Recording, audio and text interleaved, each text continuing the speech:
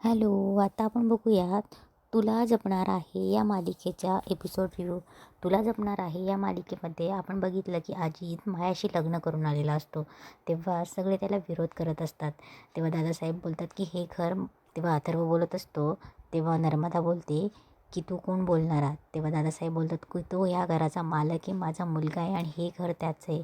तेव्हा नर्मदा उगाचच भाऊ करते आणि नर्मदा बोलत असते की वा दादा वा, आजपर्यंत मी या घरात राहत होते, हे घर माझं नाही आहे हे तू प्रूव्ह करून दाखवलेस. म्हणजे तू मला सांगून दाखवलेस की इथे आमचा काहीही अधिकार नाही आहे. तेव्हा दादासाहेब बोलतात की नर्मदा, माझं म्हणण्याचा अर्थ असा नव्हता. तेव्हा अथर्व बोलतो की आत्या, बाबांना तसं म्हणायचंच नव्हतं. आणि अनन्याही बोलते की आत्या तू चुकतेस, बाबा असं बोललेच नाही.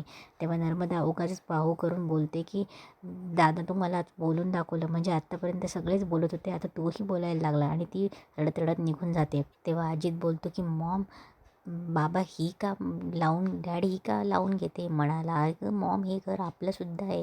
तेव्हा दामोदर बोलतो की नाही अजित नाही, या घरात मी घर जावई बनून राहणं हे कसं असतं हे मी जाणवलं आहे. सारखंही घरात राहणं, उपकुऱ्यासारखं राहणं, याची सतत टोमणे खात आलो आहे मी.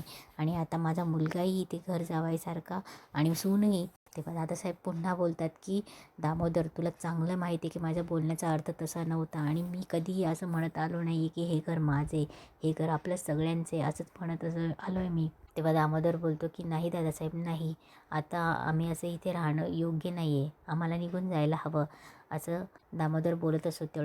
तेव्हा एवढ्यात अथर्व बोलतो की हे बघ अजित, मला बाकीचं काही माहीत नाही, पण या घरात मी तुला आत येऊ देणार नाही आणि या घरात तुलाही नाही आणि हिलाही मी आत येऊ देणार नाही. या घरात एका खुन्याला मी जागा देणार नाही. तेव्हा अजित बोलतो की खुनी खुनी खुनी, इथे काही पुरावा नसताना का बोलतोय तू, नाहीतर काय करशील तू. तेव्हा अथर्व बोलतो की नाहीतर या घरात अजून एक खून होईल. तेव्हा अथर्वच्या अशा बोलणारे सगळे शॉक होतात. आणि इकडे नर्मदा सोनेचं स्वागत करायला ओवाळणीचं माप ओलांडायला तांदूळ घेऊन येते. नर्मदा उभी राहते आणि बोलते की अजित, माया, या बघू कोण कोणाचा खून करते ते. तेव्हा मंजिरी जाते आणि बोलते की नर्मदा, हे जे काही तू करतेस ना, लक्षात ठेव, हे तुझं सासर नाही, हे तुझं माहेर आहे. तेव्हा नर्मदा बोलते की वहिनी, हे माझं माहेर तुझ्या नवऱ्याने घडवलेलं नाही, ते फक्त त्याने जोपासलं आहे. आमच्या बाबांची आणि आजोबांची पुण्याई ही, आणि या घरात बहिणींना समान हक्क मिळतो आणि माझा हक्क मी सोडणार नाही. आणि दादा तूच म्हणाला होतास ना, भांडणं घरातच ठेवावी, चव्हाट्यावर आणू नये. मग मी जर आता कोर्टात गेले तर बातमी मीडियापर्यंत जाईल, बदनामी होईल आणि त्यात रामपुरे इंडस्ट्रीचं खूप मोठं नुकसान होईल. तेव्हा नर्मदा बोलते की एकदा का हे प्रकरण घराबाहेर गेलं तर त्याचा कंट्रोल राहणार नाही. तेव्हा अथर्व बोलतो की आत्ते तू आम्हाला. तेव्हा दादासाहेब त्याला अडवतात आणि बोलतात की ठीक आहे, अजितची बायको म्हणून माया या घरात येऊ शकते. तेव्हा सगळे शॉक होतात. तेव्हा अंबिका रडत असते, हात जोडून बोलत असते की बाबा मी हात जोडते प्लीज, पण माया नाही, मायाला ह्या घरात नका घेऊ प्लीज. तेव्हा दादासाहेब बोलतात की ज्या क्षणी हिचा गुन्हा सिद्ध होईल ना, तर मी तेव्हा तिला धक्के मारून घराबाहेर काढेल. तेव्हा नर्मदा बोलते की दादा, मी सुद्धा तिला ठेवून घेणार नाही, पण अजितने या प्रकारे लग्न केलं त्याचा आम्हालाही धक्का बसला आहे. पण मग माझ्या सुनेने आणि मुलांनी बाहेर राहायचं, हे रामपुरी घराण्यालाही शोभणार नाही. तेव्हा नर्मदा अजितला आणि मायाला घरामध्ये बोलवतात. तेव्हा रागारागात अथर्व निघून जातो. अथर्वच्या पाठीमागे दादासाहेब, अनन्या आणि मीराही निघून जाते. तेव्हा अजित मायाचा हात पकडून घरात एंट्री करायला येते. तेव्हा अंबिकाही रागाने बघते आणि तिथून गायब होऊन जाते.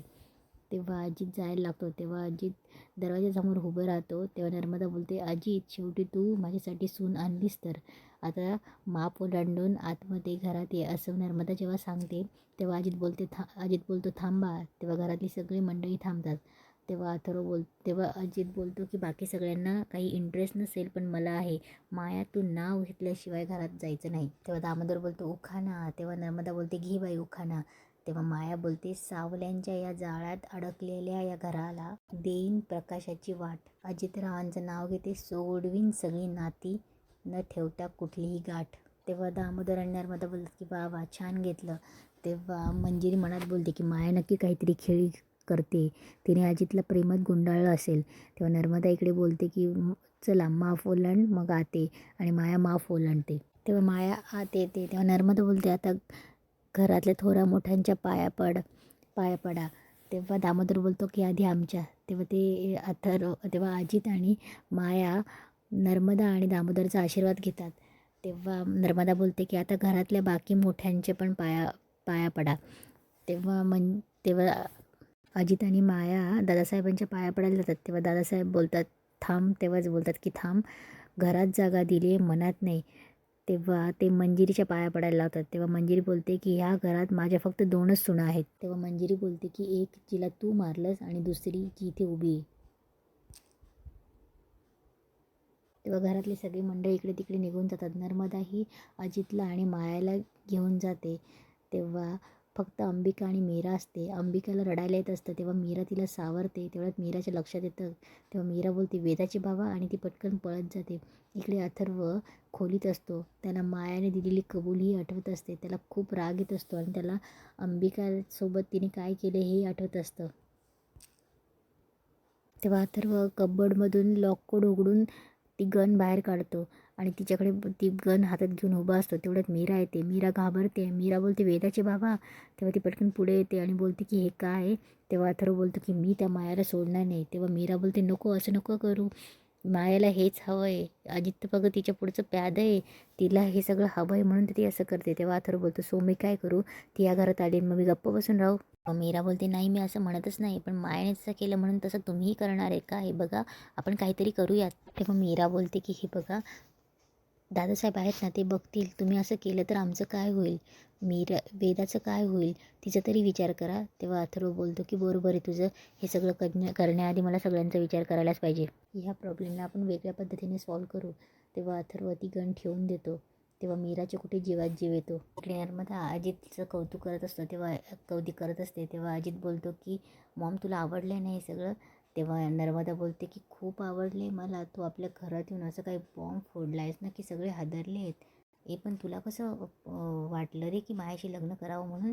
तेव्हा दामोदर बोलतो की अरे पण आपली सून कुठे आहेस कुठे. तेव्हा अजित बोलतो की आहे ती वॉशरूमला गेली. तेव्हा दामोदर बोलतो अरे पण अजित आमच्यापेक्षा वरचढ निघालास रे तू, आम्हाला खूप अभिमान वाटतोय, आग लावलीस तू, होरपळलेत सगळे. तेव्हा नर्मदा बोलते आहे काय आग, काय सगळ्यांची राग झाली आहे सगळ्यांची. तेव्हा अजित बोलतो की मॉम तू इतक्या लवकर ॲक्सेप्ट करशील असं वाटलं नव्हतं आम्हाला. तेव्हा नर्मदा बोलते माझ्यासाठी सगळ्यात महत्त्वाचं काय, माझा नातू. आता मी घराचा काया कसा पलटते ना मग बघच. माया तर सून म्हणून घरात आली ना, ती आपल्या बाजूने असणार, म्हणजे कसं सोन्याहून पिवळं. आता मी मंजिरीला माझे रंग दाखवणार. खूप दिवस सहन केलं, पण ते म्हणतात ना की जो होत आहे अच्छी के लिए होत आहे. तेवढ्यात माया तिकडनं वॉशरूममधून येते. आता या मायाला मी हाताशी घेणार आणि प्रत्येक गोष्टीचा वचपा काढणार. इकडे मंजिरी मार्जरीकडे आलेली असते आणि बोलते की आधीच एक संकट कमी होतं का ते शिवणाचं, आता ही माया घरात कलमडली, माझं सूड काढायचं आहे तिला, पण तिला हे कळत नाही की याहून काहीच फरक पडणार नाही मला. तेव्हा मार्जरी बोलते माया माया करू नकोस, आपल्याला शिवणाकडे लक्ष द्यायला हवं. मला शिवणाचा संकेत कळाला आहे की त्याच्याकडे शक्ती आली आणि तुला मारण्याचा डाव आहे. तेव्हा मार्जरी तिला बोलते की सावध राहा सावध राहा, आणि इथेच आजचा एपिसोड संपतो.